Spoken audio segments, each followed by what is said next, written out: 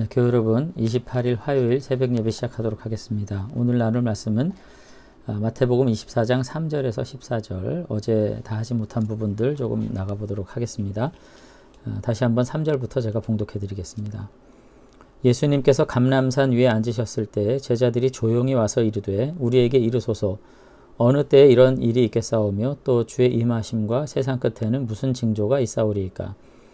예수께서 대답하여 이르시되 너희가 사람의 미혹을 받지 않도록 주의하라. 많은 사람이 내 이름으로 와서 이르되 나는 그리스도라 하여 많은 사람을 미혹하리라. 난리와 난리의 소문을 듣겠으나 너희는 삼가 두려워하지 말라. 이런 일이 있어야 하되 아직 끝은 아니니라. 민족이 민족을, 나라가 나라를 대적하여 일어나겠고 곳곳에 기근과 지진이 있으리니 이 모든 것은 재난의 시작이니라. 그때 사람들이 너희를 환난에 넘겨주겠으며 너희를 죽이리니 너희가 내 이름 때문에 모든 민족에게 미움을 받으리라.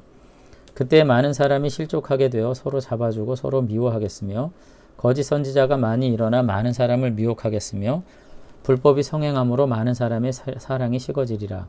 그러나 끝까지 견디는 자는 구원을 얻으리라. 이 천국 복음이 모든 민족에게 증언되기 위하여 온 세상에 전파되리니 그제야 끝이 오리라. 아멘. 네, 계속해서 이제 마지막 때에 관한 가르침, 우리가 이제 이렇게 할 수 있겠는데, 여기서 말하는 마지막이라는 것이 세상의 종말이기도 하고요. 그냥 중의적인 의미예요. 세상의 종말이기도 하지만 사실상 그것보다는 성전의 종말, 성전이 무너지게 되는 이스라엘의 파멸의 순간에 대한 예수님의 이야기를 지금 전하고 있는 거죠. 오늘 여기 3절에 보면은 예수님께서 이제 감람산에 앉으셨을 때 이렇게 이제 배경 설명을 하면서 제자들이 조용히 와서 물었다는 겁니다. 어느 때에 이런 일이 있겠사오며 또 주의 임하심과 세상 끝에는 무슨 징조가 있겠습니까? 이렇게 물었다는 거예요. 자, 제자들이 왜 이런 질문을 했는지를 우리가 1, 2절을 통해서 유추해야 됩니다. 예수님은 성전이 다 무너지리라고 말씀하셨지 세상에 종말이 오겠다고 말씀하신 적은 없거든요. 근데 제자들은 성전의 회파, 무너지는 일은 결국 세상의 종말이라고 이제 개념상 연결지어서 생각했던 것 같아요. 그러니까 성전은 영원한 존재거든요. 성전이 무너진다는 있을 수 없는 일인데 성전이 무너진다는 것은 세상의 종말을 의미하는 거고 결국 그 세상의 종말이야말로 이제 하나님의 역사의 시작이라고 이제 계속해서 연관져서 이제 생각을 했던 거죠. 그러니까 굉장한 호기심을 이제 불러일으키게 된 겁니다. 그러면 성전이 무너지는 것, 곧 세상의 종말이고 그 세상의 종말이란 것은 하나님의 실패나 패배는 있을 수 없잖아요. 그러니까 하나님의 영원한 나라의 회복, 자신들이 그토록 원하던 그 날일 수도 있는데 과연 그러면 그 날에 어떤 징조가 도대체 있겠는지, 도대체 어느 때가 그런 때인지에 대한 궁금증이 이제 생기는 거죠. 그랬을 때 예수님께서 뭐라고 말씀하시냐면은 너희가 사람의 미혹을 받지 않도록 주의해라. 벌써 이제 주의가 들어갑니다. 이와 같은 날을 빙자해서 굉장히 많은 거짓 선지자들이 난무하고 이 날을 배경으로 해서 많은 거짓된 일들이 일어날 것이기 때문에 그래요. 그러니까 지금 이제 몇 가지 오해를 지금 이제 수정을 해야 되는데 이제 첫 번째는 뭐냐면은 성전 파괴와 세상 끝은 연관될 수가 없는 거인 겁니다. 성전이 파괴된다고 해서 세상의 종말이 오는 것은 아닌 것이고 또 성전 파괴가 곧 세상의 종말이라고 생각하면서 그렇게 되면은 그 세상 종말에는 반드시 메시아, 구원자가 등장할 것이라는 생각 때문에 거짓 메시아, 거짓 구원자들이 난무하게 되는 일들이 있다는 것을 알아야 된다는 거죠. 그리고 전쟁과 기근과 여러 가지 혼란들이 있겠죠. 성전이 무너지는 것은 곧 성전만 딱 철거하는 게 아니잖아요. 여러분 역사적으로도 이제 주 70년 이후에 이제 티투스라는 로마의 장군이 유대 전쟁을 통해 가지고 완전히 다 유대를 멸망시키는 일이 생기는데 성전만 무너지는 게 아니라 유대가 괴멸되거든요. 이와 같은 때 난리와 기근과 재해가 일어나는데 이런다고 해서 결국 세상의 종말이 아니다. 오해하면 안 된다. 이런 말씀들을 계속해서 이제 예수님께서 하시는 거죠. 그러니까 결국은 성전 파괴와 세상의 끝은 아무 연관이 없고요. 또 세상의 끝이 도래했다고 착각하게 되면 많은 거짓 선지자들과 거짓 그리스도와 거짓 메시아가 출현할 것인데 그들이 전쟁과 기근과 사회적 혼란을 빙자해가지고 종말이 왔고 내가 종말의 메시아라고 말하면서 백성들을 미혹하는 이 모든 일들에 대해서 너희들이 오해하면 안 된다. 이런 것들이 온다고 해요. 이런 징조가 세상 끝이 아니다. 이렇게 얘기하는 거죠. 6절에 보십시오. 난리와 난리의 소문을 듣겠으나 너희는 삼가 두려워하지 말라. 이런 일이 있어야 하되 아직 끝은 아니다. 그러니까 재난의 시작인 것은 맞죠. 종말의 시작인 것은 맞습니다. 그렇지만 성전 파괴가 세상 끝과 긴밀하게 연관되어 있는 건 맞지만 종말의 징조가 아니다. 이것이 마태복음이 가지고 있는 의미입니다. 그리고 이와 같은 재난과 난리의 소문이 있고 기근이 있고 그렇지만은 이런 일들이 곧 종말의 사인도 아니다. 이게 오히려 마태복음의 가르침이에요.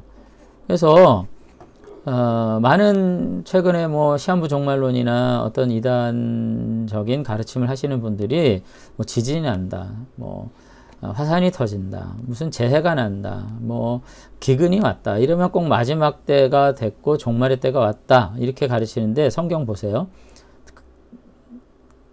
여러분 여기 보면 미혹받지 마라. 세상 끝의 징조가 아니다. 이렇게 얘기하는 거죠. 거꾸로 성경을 해석을 하고 있는 것입니다. 오히려 예수님은 이와 같은 재난적 있지만 이때가 세상의 끝이 아니다. 오히려 너희들은 이와 같은 재난 속에서 많은 고난을 당하게 되겠지만은 이와 같은 고난 속에서 너희들이 인내를 가지고 끝까지 견디는 일을 너희들이 감수해야 된다.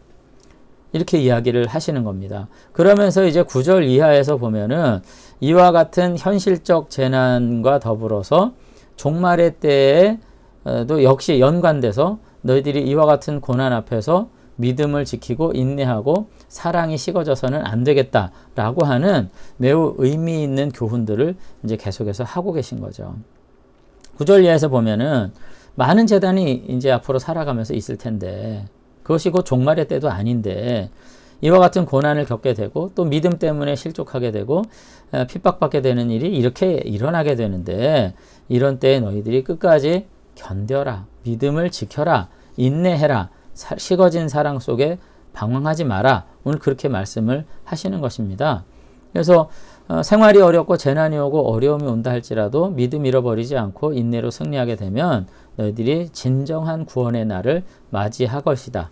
여기 지금 구원을 얻으리란 말이 뭐 이런 재난이 오고 종말이 오니까 그 가운데서 특별히 너희들이 믿음이 있으면 따로 제3의 장소로 구원받는다. 그런 의미가 아니죠. 이와 같은 재난을 늘 겪게 되는데 그런 가운데서도 믿음을 잃어버리지 않게 되면 진정한 구원의 날을 맞이하게 되는 거죠. 그 구원이 이 땅에서 내가 믿음으로 구원받든 정말로 종말이 와서 하나님께서 우리를 안식의 나라로 우리를 회복해 나가든 그것은 어떤 의미든지 좋아요.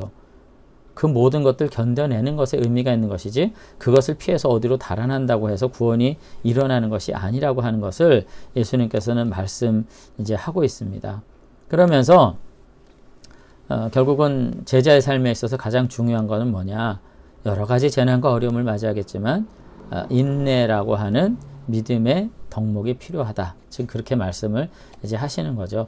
그러면서 제자들이 이제 성전의 종말이 곧 세상의 종말이고 그것이 곧 하나님 나라의 도래와 회복이라고 자꾸 생각을 하니 지금 여기 뭐라고 지금 말씀하시냐면 14절에 이 천국 복음이 모든 민족에게 증언되기 위하여 온 세상에 전파되리니 그때에 그 끝이 오리라. 뭐 이렇게 말씀을 하셨는데 여기서 말씀하는 것도 사실은 끝이라는 말씀이 사실은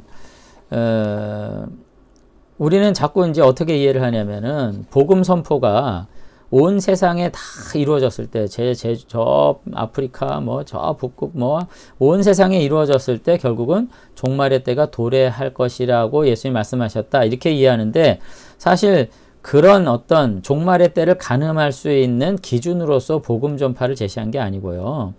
여기 지금 복음이 이와 같이 여기 뭐예요? 모든 민족이라는 거죠. 예루살렘과 유대뿐 아니라 온 유대와 사마리아와 땅끝까지 전해지는 이런 확장성. 복음이 이와 같이 정말 능력 있게 전달될 수 있는 그와 같은 능력이 있다고 하는 것을 강조하기 위해서 땅끝이란 말이 나오는 거죠. 복음은 너네들만의 전유물이 아니라는 겁니다. 이 복음과 하나님의 말씀은 예루살렘과 온 유대와 사마리아 땅끝까지 이르러 증거될 수 있는 모든 이들에게 전파될 수 있는 포용력, 그리고 이 포괄적 의미, 그 확장적 능력을 가지고 있기 때문에 이것이 땅끝까지 다 전해지게 될 때 비로소 하나님의 나라가 온 세상에 온전히 회복되는 일들이 있겠다. 그렇게 말씀하신 것이지 이거 전파되면 종말 온다. 그렇게 지금 이해하시면 안 될 것 같아요. 그런 점에서 예수님께서 이런 말씀을 하신 이유는 계속해서 유대주의적 관점에서 세상과 역사를 잘못 이해하는 겁니다. 성전 무너지면 곧 세상의 종말. 이게 유대주의적 관점이거든요. 아니라는 겁니다. 또 복음은 오직 유대인들에게만. 이게 아니라는 겁니다. 그래서 여러분 우리가 너무나도 잘 아는 이제 사도행전 1장 8절 말씀에도 보면은 유대인의 관점에서는 지금 어떻게 돼 있냐면은 이렇게 돼 있죠. 사도행전 1장 8절이 오직 성령이 너에게 임하시면 너희가 권능을 받고 예루살렘과 온 유대와 사마리아와 땅끝까지로 내 증인이 되리라. 이렇게 말씀이 돼 있어요. 이거는 복음 전파의 순서다. 이렇게 이해할 수도 있지만 여기 지금 인용된 온 유대로부터 예루살렘으로부터 시작되는 확장된 이와 같은 태도는 유대인들의 세계관이죠. 중국 사람도 중화 사상이 있잖아요. 근데 유대인들도 마찬가지입니다. 예루살렘이 세상의 중심이고요. 그 다음 바운데리가 온 유대예요. 그 다음 바운데리가 사마리아고 그 다음 바리가 다음 이제 바운데리가 이제 땅 끝인데 여기서 말하는 땅 끝은 단지 진짜 뭐 아프리카 저쪽을 말하는 게 아니라 원래 이거 원어에는 이게 지금 사람이 사는 마지막 땅이에요. 그러니까 예루살렘을 중심으로 사람이 사는 마지막 땅은 사실은 이거 굉장히 역설적으로 로마입니다. 이방인들의 거주지거든요. 근데 유대인들이 생각하는 이와 같은 세계관을 로마 사람들이 가지고 있으면 코드숨을 쳤을 일이죠. 사실은 로마가 세상의 중심이던 시대거든요. 그러나 어쨌든 유대인들이 이런 생각들을 했기 때문에 복음은 너희들의 전유물이 아니라는 말을 예수님이 하시려는 거예요. 예루살렘뿐 아니라 온 유대와 사마리아와 땅끝까지 증언되어야만 하는 필연적 사명이 있고 숙명이고 그와 같이 전파됐을 때 결국은 복음 전도의 종결, 선교적 사명의 종결이 일어나는 거다. 그리고 그때 하나님의 나라를 논할 수 있는 거다. 오늘 그렇게 지금 이제 이야기를 이제 하신 거죠. 그래서 결국은 오늘 본문은 성전의 종말을 말하는 것이고요. 그것은 곧 세상의 종말이 아니라는 것. 그리고 그것이 세상의 종말이라고 너희들이 자꾸 생각하기 때문에 그때 많은 거짓 선지자가 거짓 메시아가 등장하지만 미혹되지 말아야 된다는 것. 그리고 재난과 난리의 소문과 소식들이 결국은 마지막 때의 사인도 아니라는 거 이야기하시면서 그때 너희들이 미혹되지 말고 믿음을 가지고 인내해서 끝까지 승리하고 구원을 누려라. 이렇게 말씀을 이제 하셨다는 것으로 우리가 이해를 하시면 될 것 같습니다. 그리고 결국은 이와 같은 내용이 우리들이 마지막 때에 정말 신앙생활을 할 때도 유익한 권면으로 적용될 수는 있을 것 같아요. 그죠? 많은 불신앙적 어떤 태도를 가지고 적대적인 상황 속에 우리가 살 때 여러 가지 고난과 어려움이 올 때 우리는 심리적으로 생각해요. 이거 마지막 때가 아닌가. 그렇지만 그렇지가 않다. 아버지의 때는 아무도 모르는 거죠. 그때까지 우리는 인내해야 되고 그리고 더욱 복음의 확장을 위해서 수고해야 되는 거고 그 복음의 확장을 통해서 모든 사람들의 마음속에 하나님의 나라가 임하게 될 때 결국은 하나님의 나라의 회복은 일어나는 것이라는 생각을 해야 되는 것이지 그것을 물리적인 공간 개념으로 시간 개념으로 하나님의 나라가 뭐 도래할 것이다 뭐 이런 생각 가지고 우리가 미혹당해서는 안 될 것이다 라는 생각들은 이제 하게 됩니다. 오늘 우리들이 다시 한번 신앙의 가치를 정말 의미 있게 잘 묵상할 수 있으면 좋겠습니다. 계속해서 한국교회가 이와 같은 말씀 때문에 선교지에 지대한 관심을 갖게 되는 어떤 순기능이 뭐 없지는 않아요. 그렇지만 이것을 뭐 마치 우리의 행동과 우리의 노력으로 하나님의 나라에 개입하고 앞당길 수 있을 것처럼 생각하는 것처럼 어떻게 보면 교만한 것도 없는 거죠. 아버지의 나라의 때는 하나님의 주권 안에 있는 것임을 우리가 다시 한번 기억하고 주어진 삶 안에서 우리가 우리 안에 하나님의 나라를 회복하기 위해서 날마다 믿음 안에서 거룩과 정결함으로 살고 또 우리 주변에 아직도 하나님의 나라의 통치에 순응하지 못한 자들을 향해서 우리가 날마다 복음적 삶으로 저들에게 본을 보이고 저들의 삶에 우리가 윤리적이고 도덕적인 영향력을 미치는 일들이 있어야 되는 것이지, 종말의 때를 계속해서 시간의 차원으로, 물리적 공간의 차원으로 생각하면서 우리가 허망된 생각들을 가지고 오히려 세상으로부터 어리석은 자들로 이렇게 비난받는 일을 해서는 안 될 것이다 하는 생각을 이제 하게 됩니다. 그리고 아울러서 우리들도 유대인과 비슷해요. 우리의 영적 유산, 신앙적 자산, 우리의 어떤 물리적인 자산이 너무나도 소중하다고 생각을 한 나머지 마치 우리가 아니면 안 될 것처럼, 우리가 넘어지면 세상이 무너질 것처럼 생각하는 이 넌센스에서 우리가 벗어날 수 있었으면 좋겠습니다. 좀 충격적이지 모르지만 한국교회가 무너진다고 하나님의 나라가 오지 않아요. 우리가 다 사라진다고 하나님의 나라가 결국은 또 무의미해지지 않아요. 그것은 하나님의 주권에 달린 것이고 하나님의 나라는 영원한 것입니다. 우리는 단지 우리의 신앙을 온전히 믿음으로 고백하는 가운데 그 나라에 합당한 삶으로 살아야 할 의무가 있고 또 그와 같은 축복을 누릴 것뿐이지, 한국교회가 어떻게 된다고 하나님이 어떻게 되지 않아요. 마치 하나님을 지키고 방어하고 수호하기 위해서 마치 교회가 무슨 일을 해야 될 것처럼 이렇게 난리를 치는 이와 같은 일은 사실 넌센스예요. 참 어떻게 보면 서글픈 일입니다. 하나님의 나라의 운명은 우리의 삶의 어떤 것과 연관되어 있지가 않아요. 우리는 다만 그 나라의 백성으로서 인내하고 식어지지 않는 사랑으로 살아갈 뿐이라는 것 우리가 생각하면서 하나님의 나라와 교회를 수호하기 위해서 무슨 일을 한다는 이와 같은, 이거 거짓 선지자들, 이거야말로 이와 같은 정치적인 그리고 매우 극단적인 이런 교훈들과 이런 선동 앞에서 우리가 다시 한번 정신을 차리고 우리의 위치를 온전히 지켜나갈 수 있는, 중심이 흔들리지 않은 그와 같은 믿음의 사람들로 우리가 살았으면 좋겠습니다. 한번 기도하겠습니다. 네, 하나님 아버지, 다시금 우리들의 처한 운명과 삶의 현실 앞에서 우리가 어떻게 믿음 생활을 해야 될지를 본문 안에서 교훈받게 하신 것 감사를 드립니다.